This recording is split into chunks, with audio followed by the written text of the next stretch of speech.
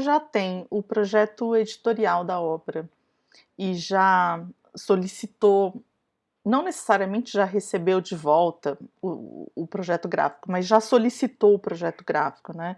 Já deu pro designer as diretrizes do projeto gráfico. Então, o passo seguinte é começar a planejar efetivamente, página a página, a sua obra. Essa é uma das coisas que dificilmente a gente vê acontecer dentro dos editoriais didáticos. Eu trabalhei bastante tempo dentro de editorial e nunca vi acontecer de fato.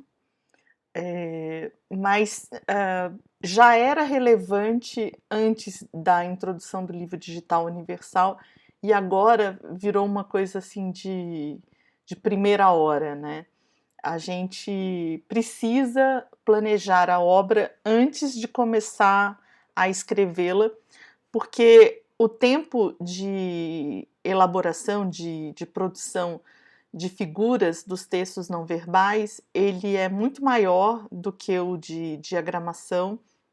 Então, muitas vezes a gente, quando chega nessa parte do espelho da obra, a gente já precisa solicitar ilustrações grandes, infografias, conjunto de mapas.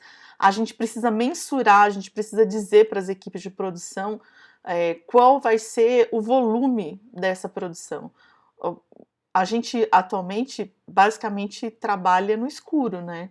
Assim, você não sabe exatamente quantos mapas vai ter aquele livro, porque você basicamente fica esperando receber o original de autor para saber quanto que ele usou de mapas, de ilustrações, disso e daquilo. Então, tem loucuras como você receber um original de autor um mês antes da entrega do livro, e aí você descobrir que tem ali um pedido enorme de ilustrações que não tem como ser atendido. A equipe de produção de arte, de edição de arte, não tem mais para quem solicitar nada. Você não tem mais mapas, não tem mais ilustrador cartográfico que aceite aquele pacote de mapas. E aí você, na edição, é que vai ter que ficar cortando. Então não é nada raro você vê um livro que do sexto para o nono ano ele foi se esvaindo, assim, né?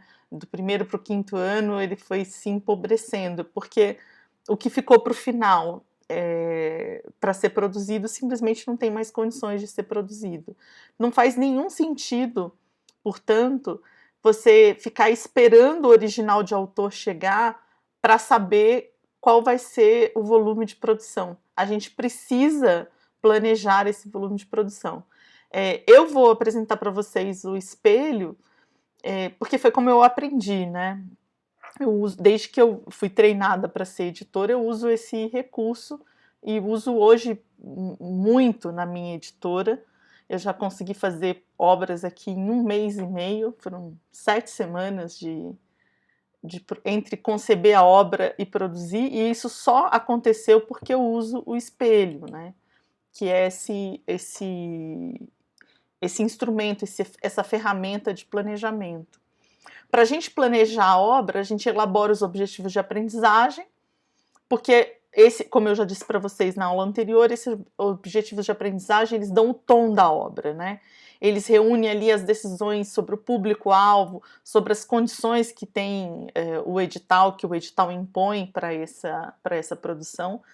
Mas também no planejamento da obra a gente precisa mensurar o tamanho da produção, até para a gente saber se vai ter dinheiro, se vai ter braço para fazer, né? Se vai ter condições de fazer. Pode ser que você tenha que cortar ideias ótimas, porque não vai ter condições de produzir. Então, para mensurar a produção, tem decisões que precisam acontecer previamente à escrita da obra. E elas estão basicamente focadas nos textos não verbais, nas fotografias, nas imagens de satélite, nas ilustrações técnicas e artísticas, nas reproduções de obras de arte, nas produções. Se você vai fazer, por exemplo, experimentos, Você vai precisar de uma equipe que faça aqueles experimentos e filme aqueles experimentos e fotografe aqueles experimentos, né? No caso do livro digital, que precisa ter áudio, precisa ter vídeo, precisa ter GIF animado, você precisa soltar esses briefings para que as pessoas comecem a fazer. Não dá para esperar o autor escrever o livro para você ter uma lista de quantas fotos você precisa, de quantas imagens, de quantas ilustrações. Para as equipes de produção é muito relevante, mesmo que elas não recebam imediatamente todas as ilustrações, para um editor de arte é muito importante que ele receba um documento dizendo assim: essa coleção vai ter 30 ilustrações de página única, 8 ilustrações de página dupla, 4 infografias. A equipe que vai fazer vídeos, ela precisa saber, essa produção vai ter tantos vídeos, essa produção vai ter a elaboração, tantos experimentos fotografados e filmados. Porque essas equipes vão entrar em contato com os fornecedores e vão reservar o tempo dos fornecedores. É claro que o fornecedor não vai fazer 8 infografias de uma sentada, numa única vez. Então você talvez não precise liberar as 8 infografias imediatamente. Pode ser que uma ou duas possam ficar para serem enviadas quando o autor efetivamente escrever. Mas o editor de arte já sabe que vão ser 8 e precisa saber quando o briefing vai chegar. Então, a gente monta o espelho, que é tem essa carinha aqui, né? Deixa eu só passar aqui, depois eu volto. Que tem essa cara, né? O espelho, que tem a decisão do que vai entrar, o que vai ter em cada página do livro, porque aqui a gente já sabe que vai precisar de uma ilustração grande, de um conjunto de ilustrações pequenos, de fotografias, ou que a gente vai precisar de uma produção fotográfica, porque é um conteúdo que você não acha em bancos de imagem. Esse espelho, mesmo que alguns desses conteúdos se modifiquem levemente na escrita, você tem aqui um conjunto de decisões tomadas sobre o livro que te permite fazer uma mensuração do que vai ter na produção. E você consegue reservar pessoas, né, para fazer. No meu caso, por exemplo, sou eu que faço isso, eu já consigo achar as pessoas para fazer essas coisas. Às vezes, em produções aqui da editora, quando eu começo a escrever efetivamente o material, eu já tenho ilustrações prontas. Muitas vezes elas já estão em RAF, que é aquele esquema, né, aquele desenho, e às vezes elas já estão finalizadas. Então, mesmo que eu modifique um pouco o conteúdo em relação ao espelho, né, mesmo que o resultado final da página seja diferente, eu trabalho com algumas coisas fixas. Então, eu já pedi essa ilustração já veio e ela está assim. O que eu posso fazer de diferente? Eu posso explorá-la de maneira diferente, eu posso inseri-la num contexto diferente, eu posso mudar aqui o tom da página, mas aquela ilustração eu não posso mudar. Eu sei que eu não posso mudar, porque ela já está em produção.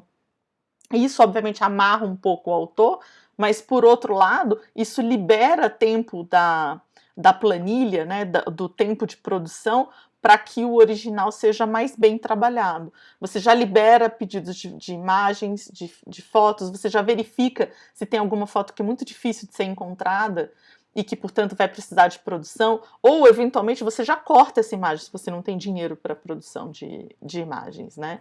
Você já toma essas decisões todas antes de começar a escrever a obra, antes de disparar para os autores que parte que cada um vai escrever. Inclusive, é bom que esse espelho seja feito em conjunto, né, com os autores. Mas deixa eu voltar aqui para a primeira demanda, né, do planejamento da obra, do espelho da obra, que é a gente elaborar os objetivos de aprendizagem para a obra, né? Então, eu retomei aqui decisões que já foram tomadas em outras aulas, tá? Então, produto. Eu decidi fazer a coleção didática para o componente preparo. Então, essa coleção tem um volume de 16 páginas para o estudante e um volume de 24 páginas para o professor.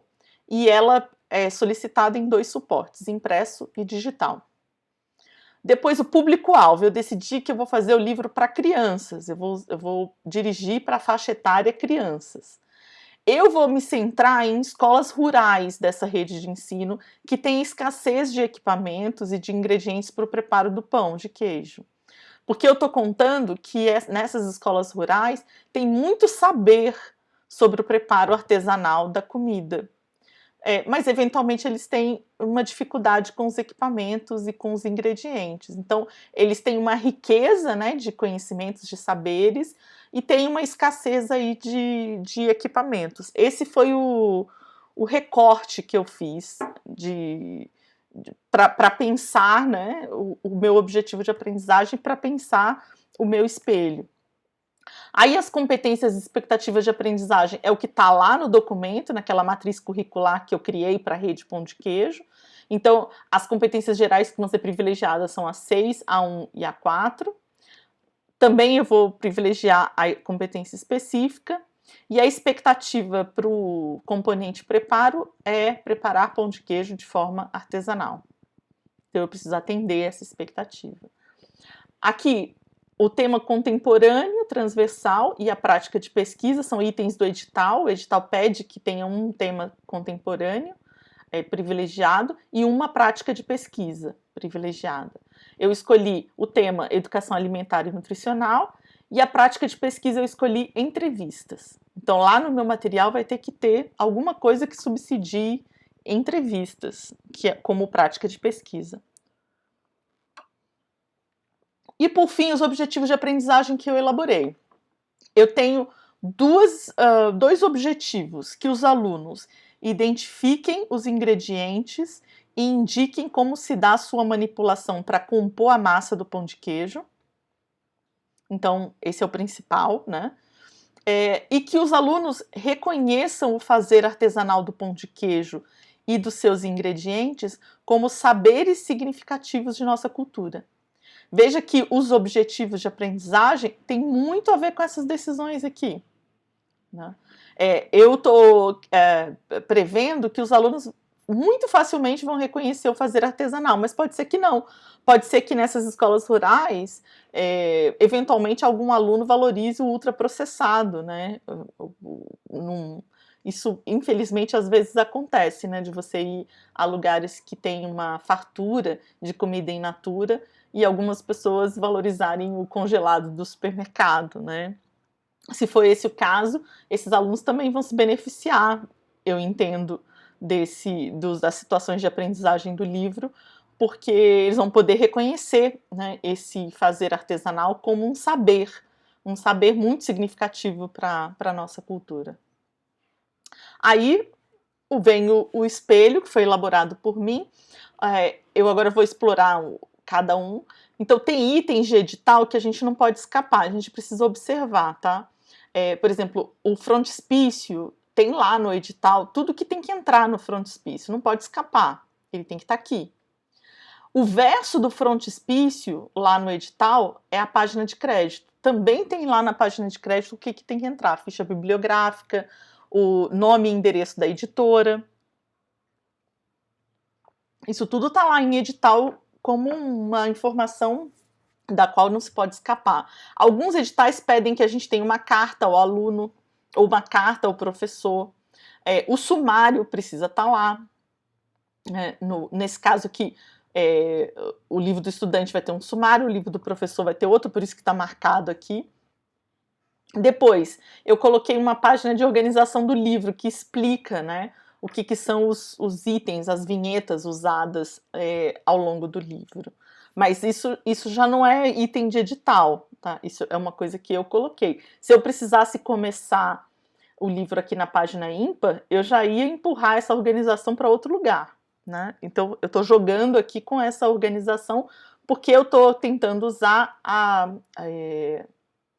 as páginas duplas, né? Tem um erro aqui, isso aqui é 6, eu digitei 5. Mas essa aqui é a página 6. Eu estou sempre usando duplas de páginas. Quando você abre o livro, essas são essas páginas que estão esquerda e direita e que estão ligadas ali pela lombada do livro, né? Então, eu estou sempre trabalhando isso que está aqui em negrito, já é uma espécie de pré-título daquele título P1 que entra lá na dupla de páginas. Então, aqui eu estou perguntando, qualquer pão feito de queijo é um pão de queijo? Né? De que é feito o pão de queijo? Aqui já tem um subtítulo, né? Eu gosto muito de pensar o espelho já com a hierarquia de pesos, porque isso já me dá uma indicação do que vai entrar ali. Aí aqui eu vou colocar foto de um pão de queijo artesanal, vou perguntar o que os alunos sabem e vou propor que eles desenhem o seu próprio pão de queijo. O professor vai poder saber o que eles já sabem sobre isso, né? De que é feito o pão de queijo? Eu vou dar uma lista de ingredientes e vou propor uma discussão em grupo. Haveria diferença no resultado se a gente juntasse ingredientes de maneiras distintas? Então eu vou tentar explorar isso, que não são só os ingredientes. Se eu pegar os mesmos ingredientes e manipular esses ingredientes de maneiras diferentes, eu vou ter resultados diferentes. Porque eu já estou valorizando o fazer, né, artesanal, porque isso está no meu objetivo de aprendizagem. O modo de preparo do alimento faz diferença. Depois vem outra dupla. De onde vem o pão de queijo? Eu achei essa reportagem muito bacana da CNN, que são historiadores falando, que pesquisaram isso, falando sobre a origem do pão de queijo. Eu vou dar um trechinho para destacar o uso da goma, do polvilho e do queijo Minas. Esses são dois ingredientes centrais aqui, que eu acho que são relevantes para eu atingir os objetivos de aprendizagem. Relembrando, os objetivos de aprendizagem são identificar os ingredientes, né, indicar como é que se dá a manipulação deles e também reconhecer o fazer artesanal do pão de queijo dos ingredientes. O pão de queijo que a gente conhece como pão de queijo mineiro, ele na verdade é uma receita que a gente pode encontrar em vários lugares.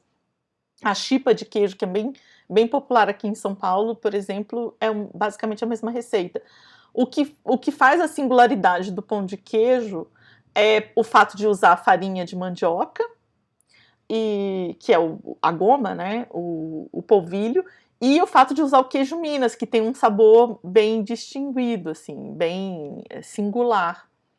Então eu vou destacar esses dois ingredientes na proposta, né? Depois, queijo Minas é patrimônio brasileiro. Eu vou pedir uma ilustração grande com o modo de fazer do queijo da canastra, que é patrimônio imaterial, tombado pelo IPHAN. Então, veja aqui vai ter uma ilustração grande que já precisa ser solicitada. Eu já sei de onde eu vou tirar essas informações, então eu já posso solicitar. Eu achei um vídeo do IPHAN com um produtor de queijo narrando essas etapas, e eu extraí esse vídeo do YouTube e retirei só o áudio com esse produtor contando quais são as etapas de produção do queijo. Eu vou colocar esse áudio aqui, junto com a ilustração. Então eu já estou pensando no material do digital.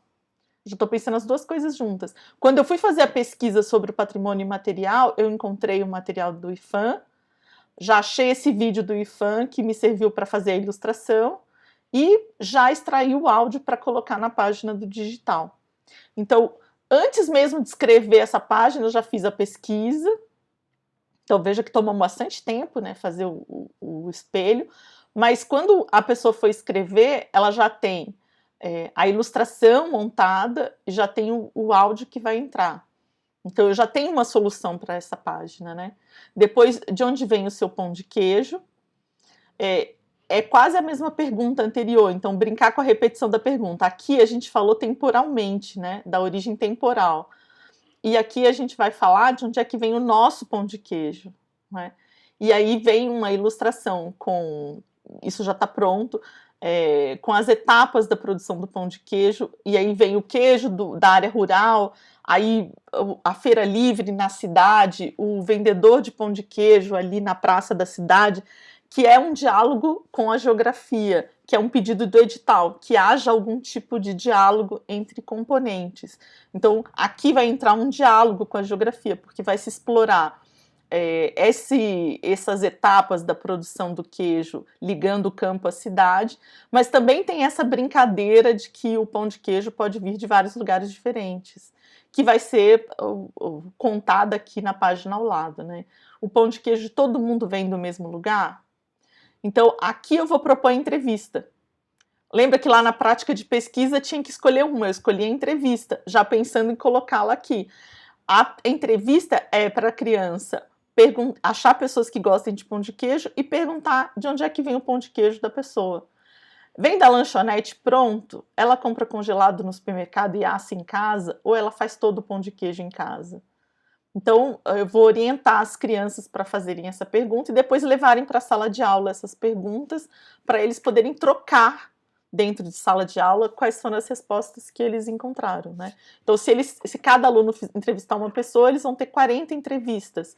Isso dá para fazer bastante coisa, isso dá para tratar informação, fazer gráfico, enfim, trabalhar várias coisas em sala de aula.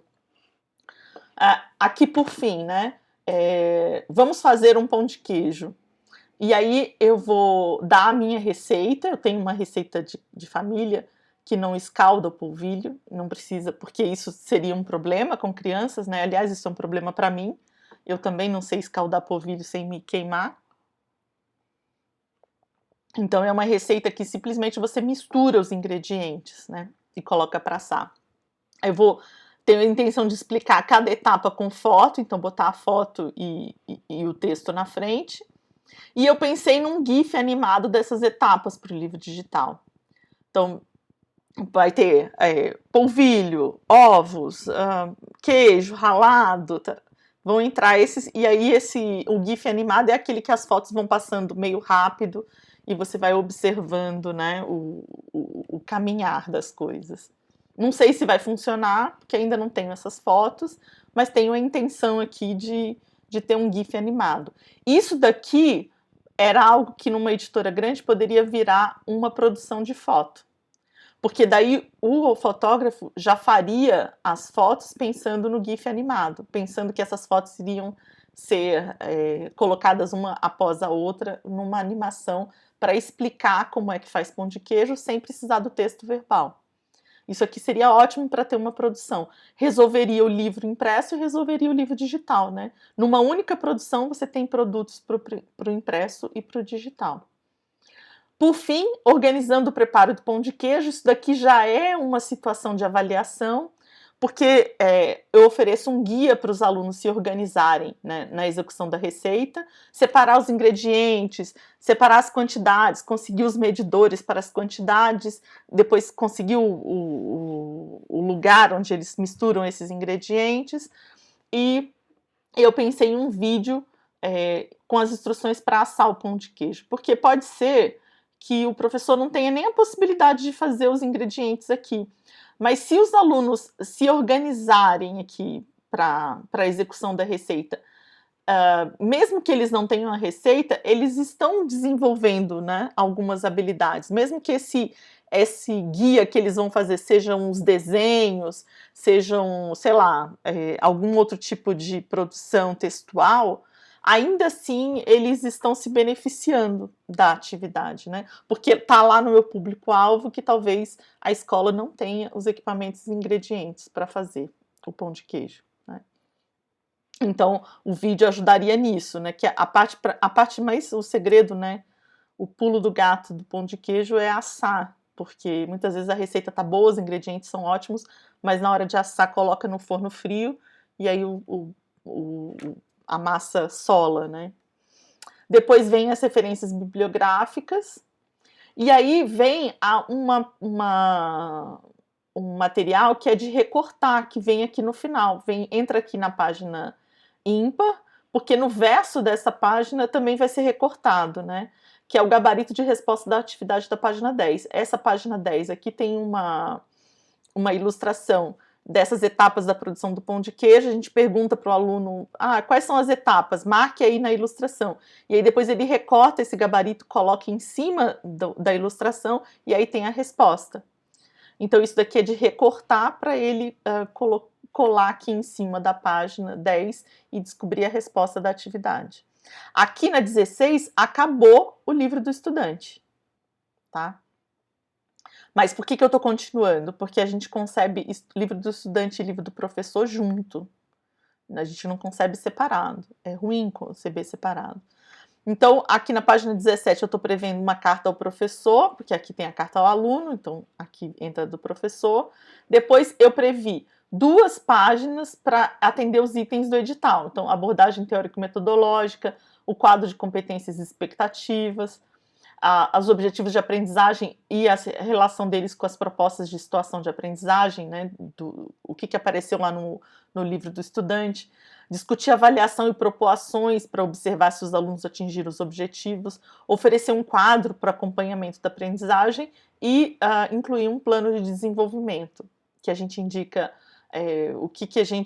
quais são o objetivo, as páginas do livro que estão relacionadas a esse objetivo, enfim. Eu tenho um modelinho de plano, quando chegar essa aula a gente vai usar. E aqui na página 20, sugestões de leitura para o professor, né? São diferentes dessas referências bibliográficas do livro do estudante. Aqui eu deixei em cinza porque o edital diz que o livro pode ir até a página 24. Então, se isso daqui não couber e precisar alongar, a gente tem que saber que para alongar, vai ter que alongar em 4 páginas. Porque todo livro no PNLD que tem menos de 96 páginas, ele é uma lombada canoa, que é com grampo. Esse livro de lombada canoa, ele tem a característica de poder fechar com múltiplos de 4. Então, eu não poderia fechar aqui no 22, por exemplo. Iam ficar 2 páginas em branco, que isso não pode ter. Então, ou eu fecho na 20 ou eu fecho na 24. Quando o livro tem lombada quadrada, que ele tem mais de 96 páginas, que é esse livro que se parece mais com o livro que a gente conhece, ele precisa fechar ou em 8 ou em 16. Se ele fecha em 16, múltiplo de 16, é mais barato imprimir, porque é o caderno tipográfico. Tem até alguns tamanhos que, se você fechar em múltiplos de 32, barateia ainda mais. Isso depende muito lá da gráfica, porque quando a gráfica imprime, né, no papel, e isso vai para a dobra e para o corte, quanto menos trabalho tem nessa dobra e corte, mais barato vai custar o livro.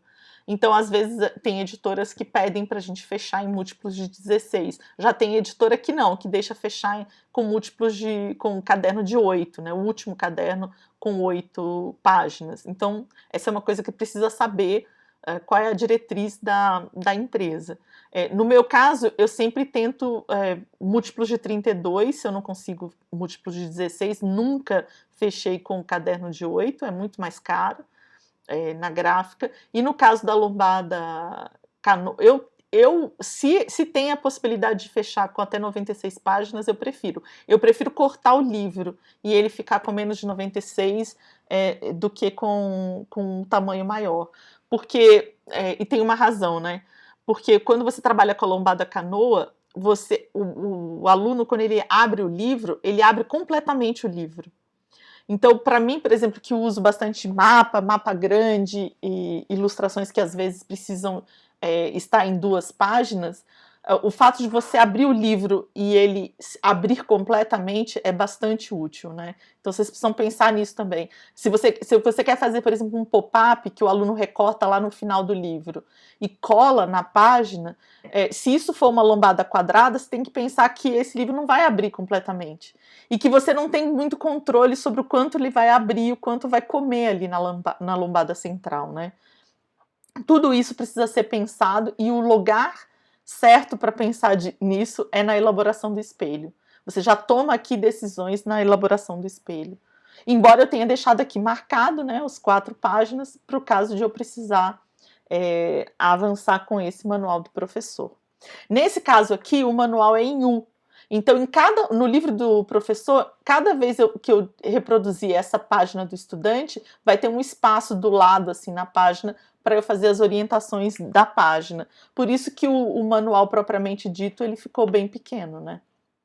Porque se eu tivesse que colocar as orientações do livro do estudante aqui, aí eu ia precisar efetivamente das 24 páginas.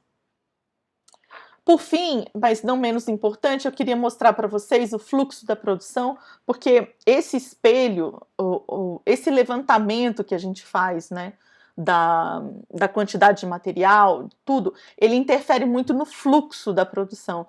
E a gente tem tido muito problema desde que entrou o digital no PNLD, esse digital universal no PNLD, porque as editoras alegam que elas precisam terminar o livro impresso para começar o livro digital. E elas têm tratado o livro digital como um objeto técnico a ser feito por um fornecedor. Só que isso não é verdade. Vocês vão ver aqui na produção que lá na etapa de elaboração do original, a gente já vai pensar em coisas para o digital. A gente já vai tomar decisões que são relativas ao digital. Uma das coisas é a descrição das imagens. Que quem tem que fazer a descrição das imagens são os autores e editores da obra. Não pode deixar para um terceiro, lá no final, descrever a imagem sem o contexto dela, né? Aquela imagem está contando uma parte da história que você quer contar, então você precisa pensar nisso. O outro impacto é esse que eu coloquei aqui na forma de um fluxograma. A gente tem um original de autor, um projeto editorial, um projeto gráfico, né? A gente está nessa etapa aqui de planejamento. Eu tenho chamado de pré-edição uma etapa em que você elabora esse espelho da obra e você já manda para o pedido de figuras, a pauta iconográfica e o pedido de licenciamento de textos. Em língua portuguesa, em língua inglesa e língua espanhola, é fundamental você liberar o pedido de licenciamento de textos antes de começar efetivamente a mexer na obra, né? A escrever a parte fina, a editar. Porque se você não conseguir a autorização para um texto, muda tudo que você pensou ali naquela parte do livro, né?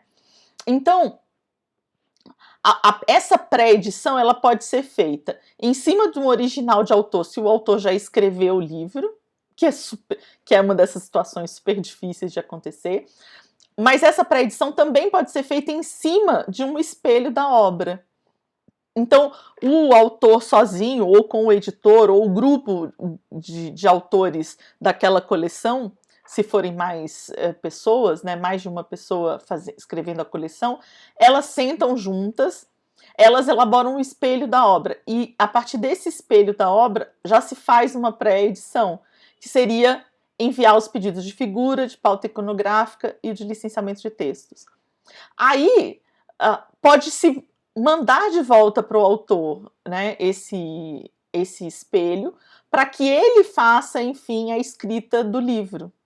Já com essas decisões tomadas de quanto de figura que vai ser feito, de quantas imagens vão ser pesquisadas, de quais textos e quantos textos vão ser licenciados.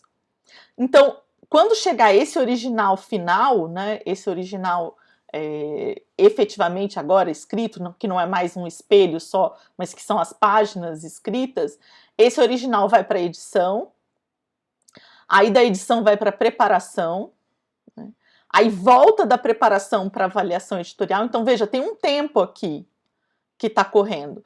Enquanto esse tempo está correndo de edição, de preparação, de avaliação do editorial a respeito das dúvidas e das propostas da preparação, essas figuras estão sendo feitas, essas imagens estão sendo pesquisadas, esses textos estão sendo licenciados.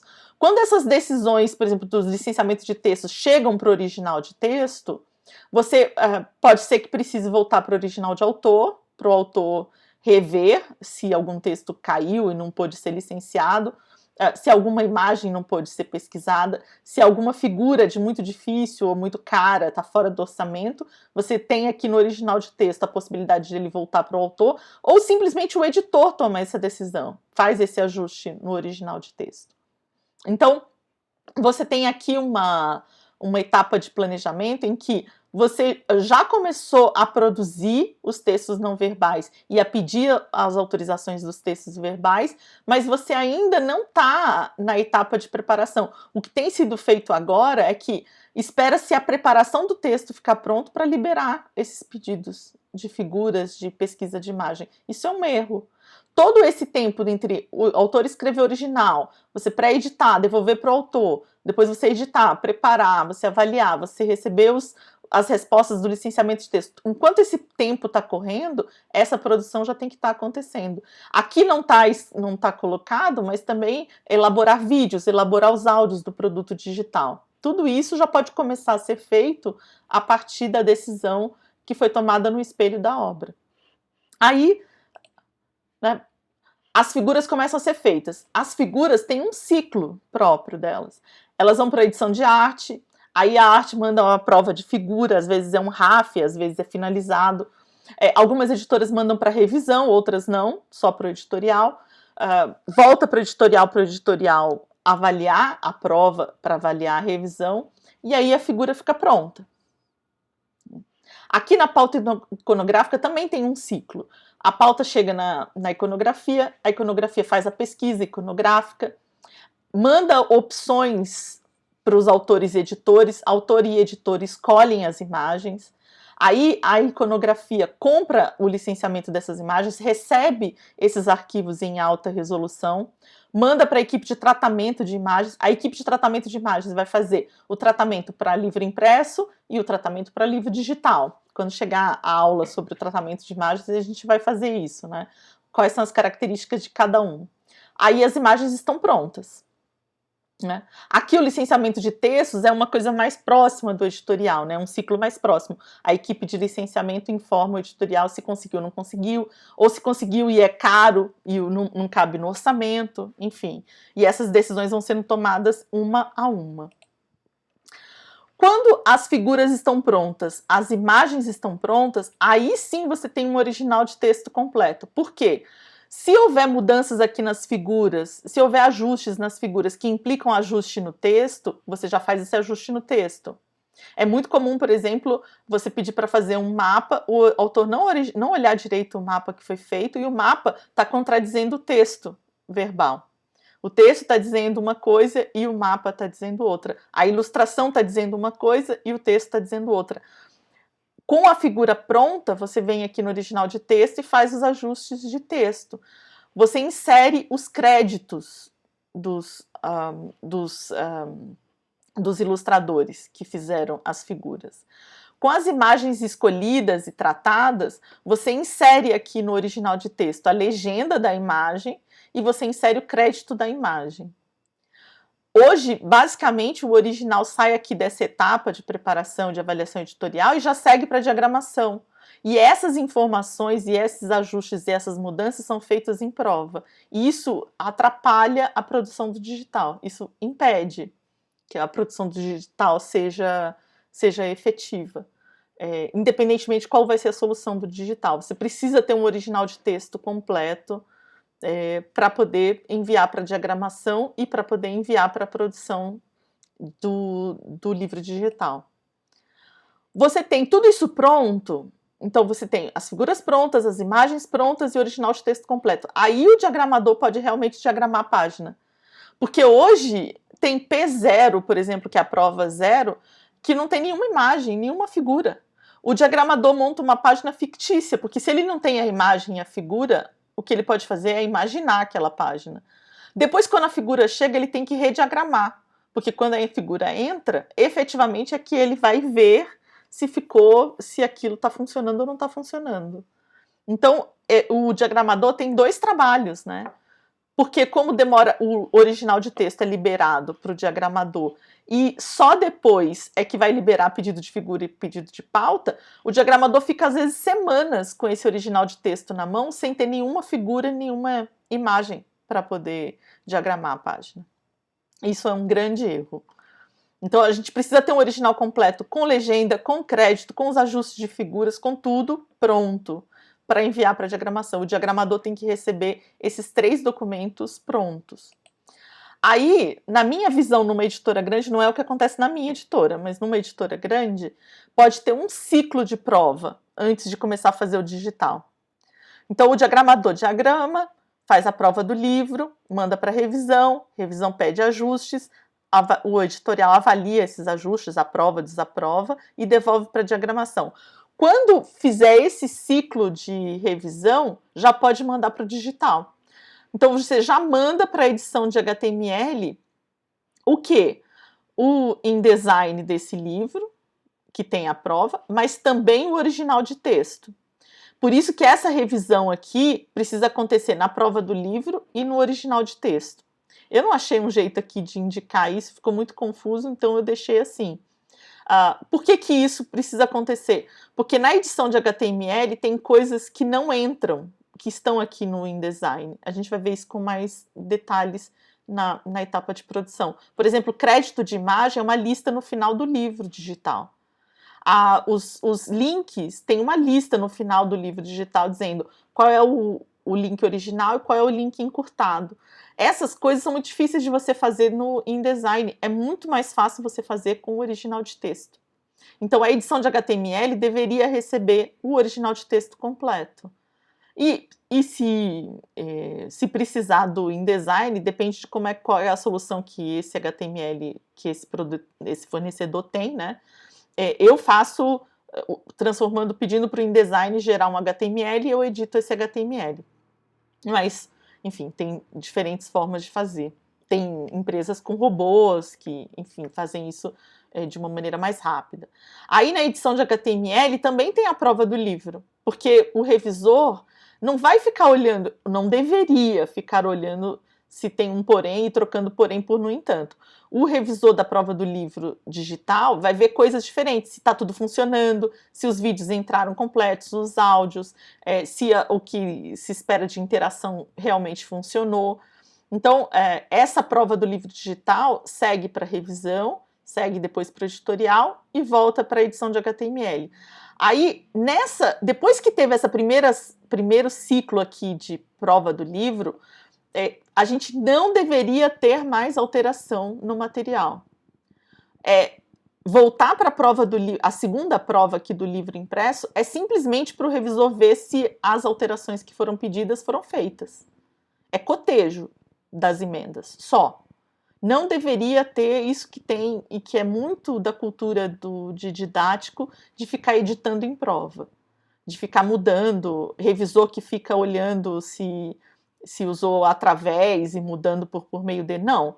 Se já fez preparação, já foi tomada essa decisão, já preparou o material. Então, aqui não tem que revisor ficar olhando para estilo de autor. Se não gosta disso ou não gosta daquilo. É vírgula. Aqui na revisão é uma vírgula que está mal posta. É uma concordância que escapou. É isso. E observar o projeto gráfico, observar se as figuras, as imagens entraram, se está tudo correto, que é mesmo o trabalho do revisor. Por que eu digo isso? Porque a partir do momento em que a prova do livro, essa primeira prova, seguir para a edição de HTML, tudo que for marcado aqui de mudança de texto vai ter que ser feita no HTML e no InDesign do livro impresso. Por que hoje em dia as empresas estão dizendo e argumentando toda vez que tem contato com a FNDE que não tem como ele fazer o HTML ao mesmo tempo que faz o livro impresso? Porque eles contam que esse original de texto não vai completo para diagramação e que, portanto, a cada prova tem muita mudança. Tem livro que tem 8 provas de livro. E a cada prova você tem muita mudança de texto. Mas essas mudanças de texto estão acontecendo porque o original de texto não foi bem trabalhado. Então, a ideia é você enxugar essas etapas para abrir espaço para que aconteça aqui uma elaboração de original de texto mais bem feita. Porque se o original de texto é completo, é bem feito, está preparado por um profissional de texto, não tem porquê ter muita mudança em prova de livro. É duas provas e pronto, o livro está fechado. A prova do livro só deveria sair da diagramação para ir para a revisão com 100% de figura e 100% de imagem. Só que isso é impossível de acontecer se o editorial não liberar o pedido de figura e o pedido de imagem antes de começar a escrever a obra, antes de o autor começar a fazer o original de autor. Porque aí é todo esse tempo para quando o original de texto chegar aqui, o diagramador já ter 100% das figuras e das imagens prontas. Mesmo que as imagens não estejam tratadas, elas já podem estar escolhidas. E aí o diagramador já pode colocar no texto. Mesmo que as infografias não estejam completamente prontas, as figuras mais complexas não estejam, já tem uma RAF dessas figuras. O diagramador já pode trabalhar com isso. Então, precisa de mudanças grandes aqui no fluxo de produção, aqui no editorial, aqui na elaboração, na concepção da obra, daí a importância do espelho da obra, para que você ganhe mais tempo para fazer um original mais bem feito e pare de editar em prova. Porque se não parar de editar em prova, aí realmente não vai dar para colocar a edição de HTML na concomitância aqui, numa tarefa concomitante à diagramação do livro. Porque daí o diagramador precisa esperar chegar a imagem, figura para botar o crédito, para colocar a legenda. Às vezes, em quinta prova, você ainda tem inserção de legenda no livro, porque a imagem demorou para chegar. Nesse modelo, não tem mesmo como a edição de HTML ocorrer em maneira concomitante, aqui ao mesmo tempo que a diagramação. Mas, se você abre espaço para o original de texto, aí sim. Porque esse original de texto pode até seguir para edição de HTML e seguir para diagramação separados antes da prova. Eu faria sempre a prova, é o que eu faço na minha editora, né? Eu faço a prova e aí, depois que a prova do livro voltou do revisor, só tem uma prova aqui, e aí eu emendo aqui o original de texto, emendo o InDesign e vou gerar o HTML.